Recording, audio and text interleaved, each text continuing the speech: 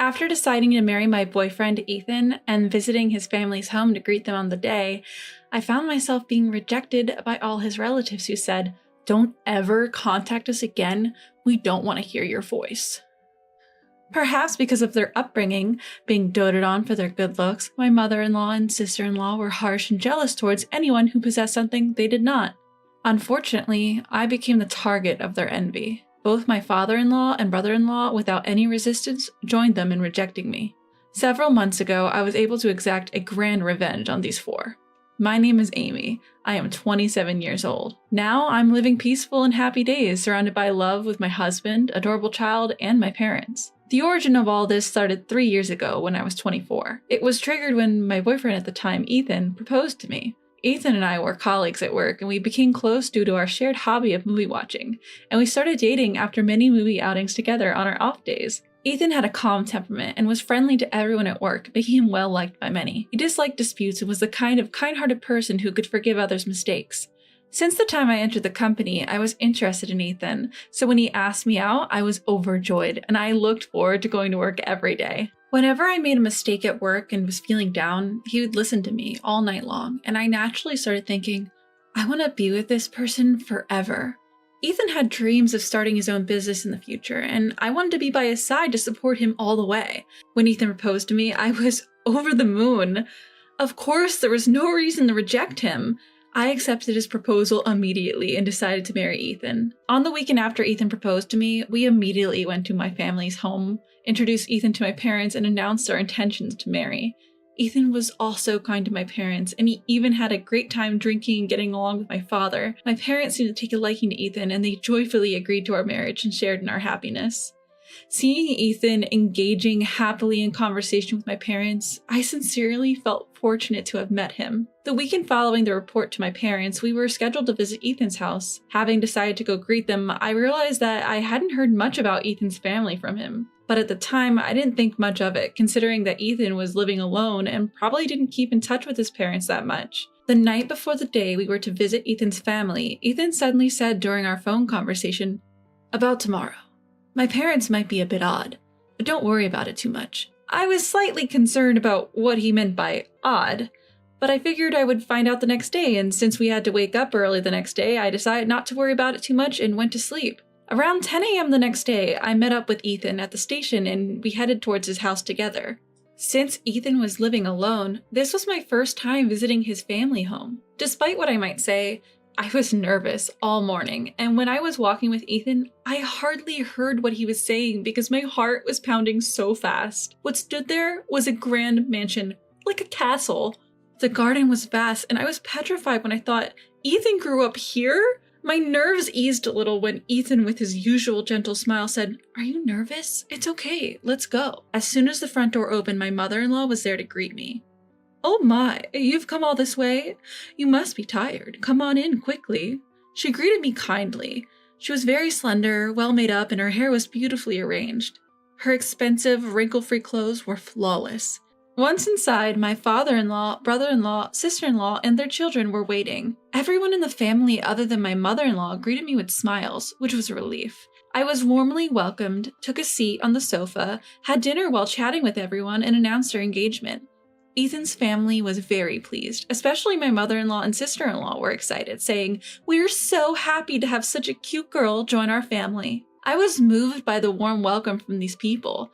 The pleasant conversation continued. Ethan's family were very talkative, and according to the stories that came up, my father-in-law ran a company that sold package tours, and my brother-in-law who lived with them was working there as an executive director, intending to take over the company in the future. My mother-in-law and sister-in-law were housewives, supporting their husbands' lives, and they were living gracefully, attending dance classes and flower arrangement lessons during the day. My sister-in-law also took care of her appearance, and she exuded a confident atmosphere. My father-in-law was very kind, always smiling at me and making me feel at ease by bringing up various topics so that I wouldn't be nervous. I was sincerely glad he seemed like a good person. At that moment, a certain conversation with my father-in-law broke the harmonious atmosphere. "Amy, I heard that you work at the same company as Ethan. Are you a contract employee there?" "No, I originally joined the company as a regular employee after graduating from university, just like Ethan." The company where Ethan and I work is a major corporation known to the public as a top-tier company. It's a popular company among job seekers, and getting hired as a regular employee is challenging. But luckily, I was hired as a new graduate after college. Oh, is that so? Huh. In that case, where did you graduate from? I graduated from Harvard. That's amazing. You must be really talented. I'm so proud that someone as talented as you is marrying into our family. Amy's awesome, isn't she? She is very hardworking. She's competent at work and quick-witted. I'm so happy to be marrying her. My father-in-law and Ethan praised me so much it was embarrassing. In fact, I went to a top-tier university in the US, and I studied hard during my high school years, even at the expense of my sleep. My parents, who didn't have much money, worked hard to get me through college. I was determined to attend a good college, land a decent job, and someday definitely give back to my parents. I'd been striving towards that with all my heart. Caught up in a lively conversation with the two others, I noticed that my mother-in-law and sister-in-law had gone quiet. I thought, oh no, and I desperately sought a change in the conversation. And noticing a beautiful arrangement of fresh flowers on the table before me, I asked, "Mother-in-law, that flower arrangement is lovely. Did you put it together?" To which she responded somewhat gruffly, "What? As if you, a professional working in a top-tier company, have any interest in housewives' time-killing activities." Confused, I wondered why her demeanor had changed when just a moment ago she was speaking with a smile.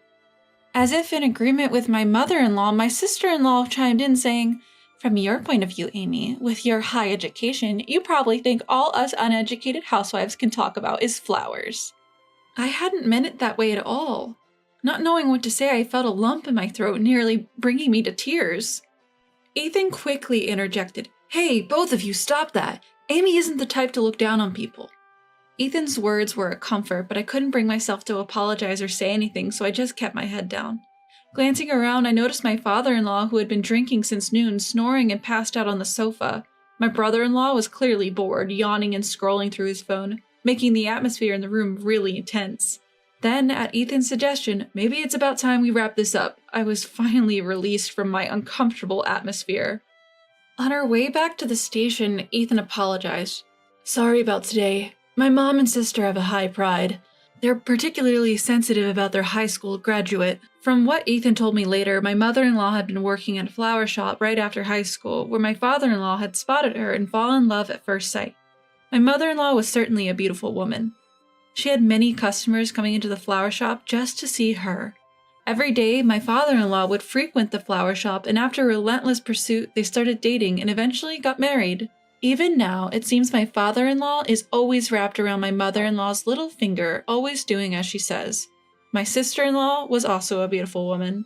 She and my brother-in-law were high school classmates and had reconnected at reunion in their early 20s.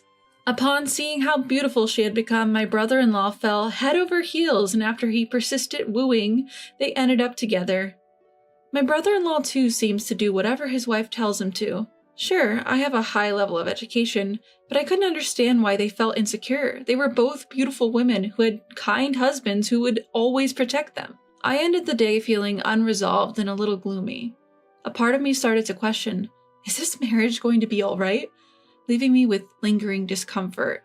In any case, we received approval for our marriage from both families, so we started to plan our wedding. Even though the unease hadn't entirely disappeared, I felt that we would understand each other better if we talked more. "Don't worry, I'll always be on your side, Amy." I was able to stay positive. After nearly 6 months of lengthy preparation, and with the final push at hand, it was finally the day before our wedding when Ethan's cell phone rang. It was from his mother. After having a brief conversation over the phone, Ethan let out a surprised shout.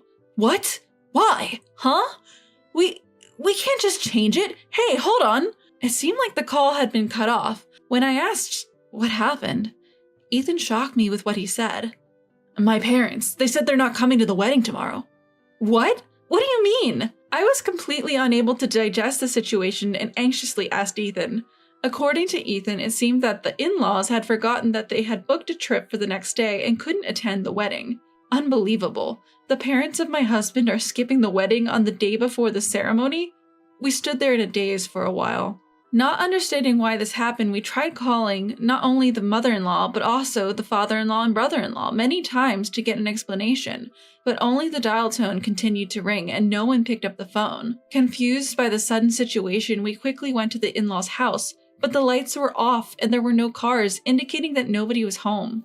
I said to Ethan, "When I went to greet your family the other day, I wondered if I upset your mother and sister." The atmosphere was quite tense at the end, to which Ethan responded, "As I've said before, both my mother and sister have high pride. Smart women tend to be a bit hard-headed. Even if they hold a grudge for such a thing, I wouldn't know." When I asked, "But why would your father also skip the wedding?" Ethan replied, "My dad and brother-in-law, they're both very submissive to their wives. They probably sided with them to not upset my mother and sister." Ethan said this with a distressed look. I was at a loss for words. In the end, we were unable to contact Ethan's family even on the day of the wedding, so we had no choice but to go ahead with the wedding without Ethan's family present. Why did this happen? Did I do something wrong? And was it really true that they forgot they were going on a hot springs trip? Even if it were true, I couldn't comprehend why Ethan's family would choose a trip over attending their own son's wedding. My parents, who had arrived at the wedding venue, were very surprised when they heard that Ethan's family would not be attending. Ethan said to my parents, "I'm very sorry for the trouble my parents have caused." My parents responded, "It's not your fault, Ethan. Don't worry about it. Enjoy the wedding." But their expressions were a bit complicated. I felt terrible for making my parents have such expressions at the wedding. During the reception, we could hear whispers among Ethan's friends and mine asking, "Why aren't Ethan's parents here?" And the boss from work, who kindly agreed to give a toast, also asked, "What happened to your parents?" leaving us wondering how to answer. He couldn't possibly say, "My parents are at a trip instead of attending their son's wedding." When we were asked about Ethan's parents that day, we brushed it off saying they were feeling unwell. What was supposed to be a joyous day turned out to be one mentally exhausting day. Several days after the wedding ceremony, Ethan and I went to his parents' house to report that the ceremony had ended. "Oh, Amy, it's been a while. How was the wedding? Did you have fun?" "Oh, I'm sorry. I couldn't make it because of my trip that day. I meant to buy you a souvenir, but I got so busy and forgot." She said this with no signs of remorse. "No, it's okay. I'm glad you enjoyed your trip." Inside, I felt sadness, wondering why I had to suffer such treatment, but to avoid worsening our relationship with Ethan's family, I responded with a forced smile. Ethan said, "It's unacceptable to cancel the day before. A wedding where all the relatives are absent? Is that even normal? If you didn't want to attend, we shouldn't have invited you in the first place." Then the sister-in-law said, "I would have attended if Amy wasn't the bride." What? What does that mean? I was so confused that my head started spinning. Then, as if to counterattack, the mother-in-law said, "Don't just blame us. I wanted to see my cute son's once-in-a-lifetime moment, but Amy ruined it. I'm a victim too. I'd like an apology." Ethan spoke up on behalf of me, who was too shocked to respond. "What do you mean Amy caused it? Amy didn't do anything." Then the father-in-law, who had been silent, finally spoke. "Enough is enough. How dare you come in here in the middle of our day off and complain? Is that all you came here for? Get out!" He yelled at us with incredible ferocity, and we were forcibly kicked out. And as I was putting on my shoes at the entrance, I felt a prick on the bottom of my foot. Ouch! In a panic, I lifted my foot and saw a caterpillar crawling inside my shoe. Ew!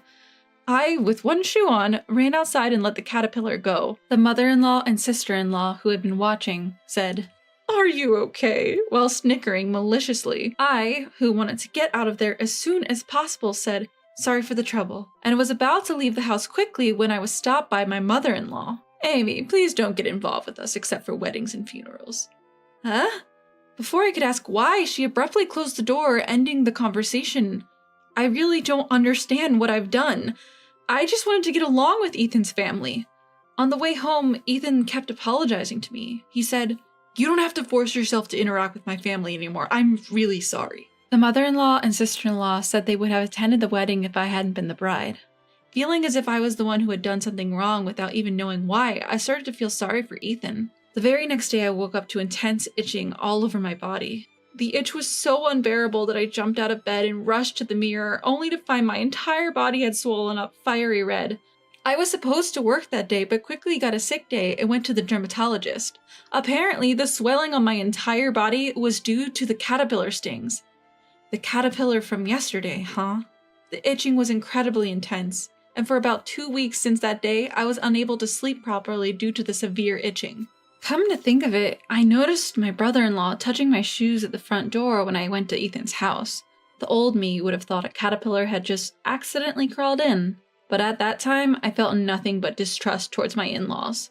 A month after that, Ethan was hospitalized due to ill health. He had been complaining of frequent stomach pains for a week before being hospitalized, so I, who was worried, forcefully made him take a day off from work and took him to the hospital, where he was told that he probably had a gastric ulcer and needed to be hospitalized for further tests.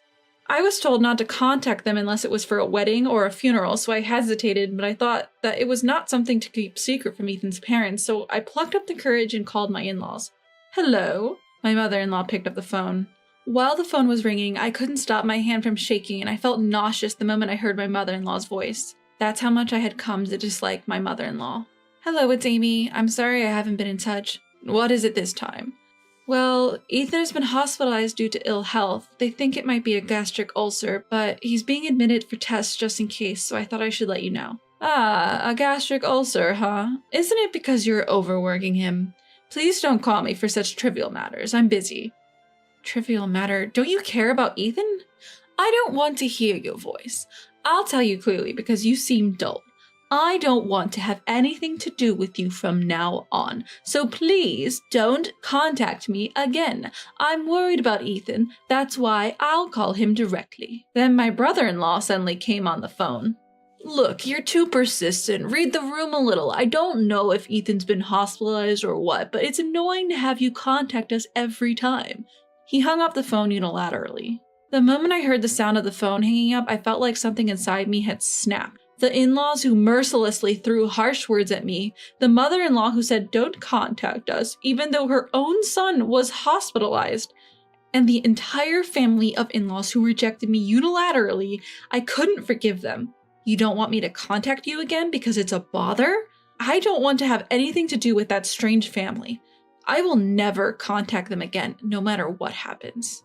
After that, there were no significant abnormalities in Ethan's test results, and it turned out to be a mild gastric ulcer, so he took medication for a while and his health improved significantly. Of course, I explained the whole situation to Ethan. Ethan, with a look of resolve on his face, told me, "Let's stop getting involved with my family. The only person that matters to me now is Amy. If they can't accept Amy, then even if we're connected by blood, they're not family to me." A year after that happened, Ethan finally left his job and realized his long-standing dream of starting a software sales business. He had been dreaming of starting his own business since before we got married. Of course, he leveraged his previous job experience to accomplish this. Ethan worked harder than anyone else at his job to achieve this. Although we're still at the starting point, I was happy to see even a bit of Ethan's dream becoming a reality. And our happiness continued. A year after he started his business, a healthy baby boy was born to us. My parents were overjoyed at the birth of their grandchild. Despite the nearly 2-hour journey from my house to theirs, they visited us frequently, making each day extremely blissful. Naturally, we did not report the birth of our child to Ethan's parents. Well, even if we had, they probably wouldn't have cared anyway, so it doesn't really matter.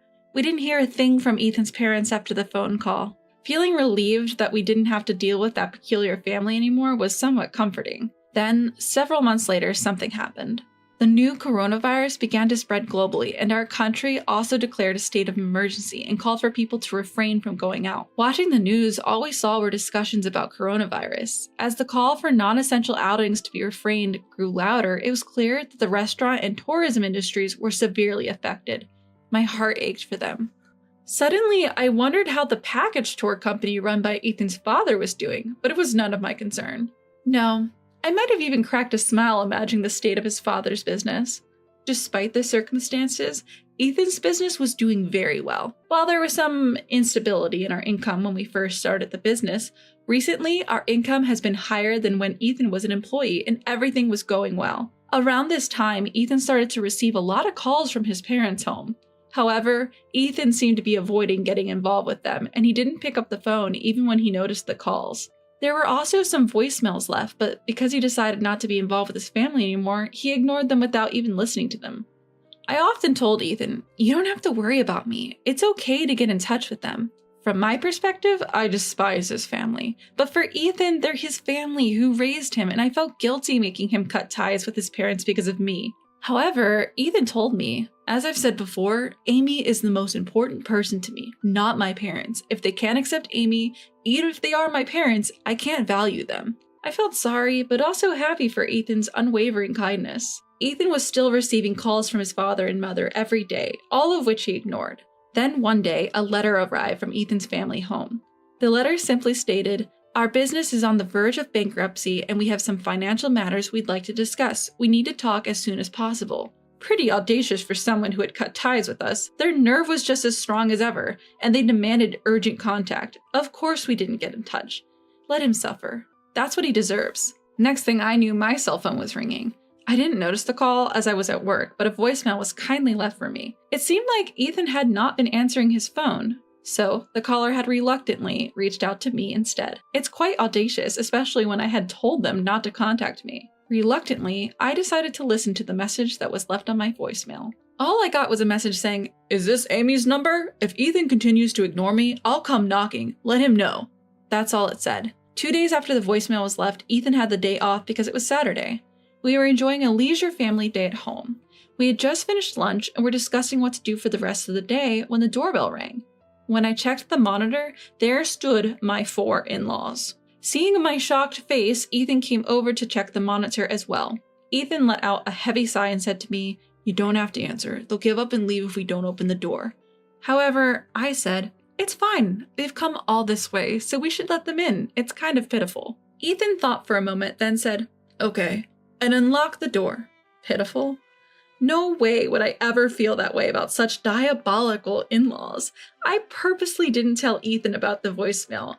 All of this was to lure them into our home. Of course, my shock at seeing them through the monitor was just an act. I knew they would show up sooner or later.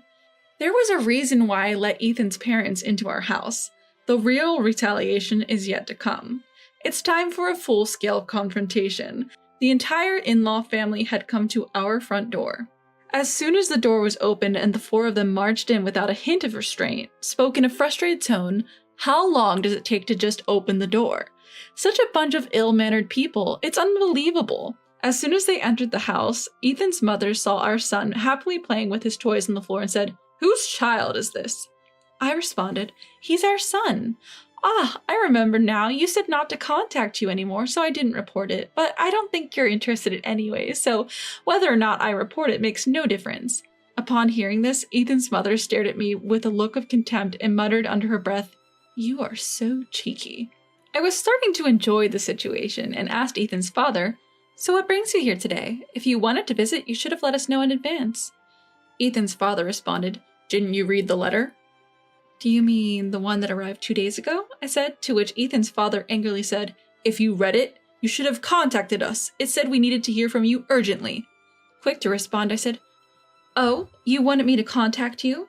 But you said you didn't want to have anything to do with us anymore, so I didn't think it was necessary." Looking at the stern faces of the 4, it was hard for me to suppress my laughter. Ethan, my husband, remained silent as if letting me say everything I wanted. True to form, he knew how to read the room. It's hard to believe he was born to parents who lacked such common sense. Then my father-in-law abruptly changed his attitude and began pleading.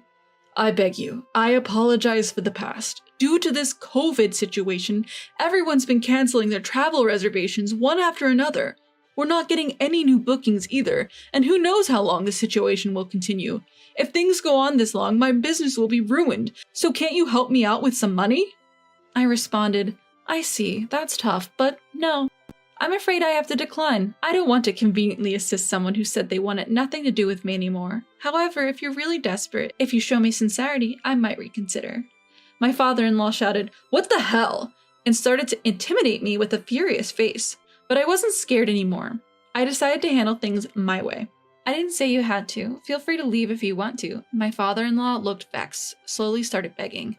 "I'm sorry, please help me out," he pleaded. Seeing that, I didn't respond. He told the other 3 to also apologize to me, and finally, all 4 of them started begging. When I responded, "No thank you," with a smile, my father-in-law suddenly got angry and banged his hand on the table. He then shouted, "You! When I'm humbling myself, you're getting high and mighty," and grabbed my collar. Surprised by his sudden aggression, I was about to tell him to stop when Ethan said, "Hey, Dad, don't lay a hand on Amy." My father-in-law asked, You're going to take your wife's side when your parents are begging like this? Ethan replied, "The most important person to me right now is Amy. I can't care about someone who treats Amy poorly, even if they're my parents. And I don't need any superficial apologies just for money. If you can't apologize to Amy from the bottom of your heart, just leave." At this, my father-in-law, seemingly enraged, punched Ethan square in the face.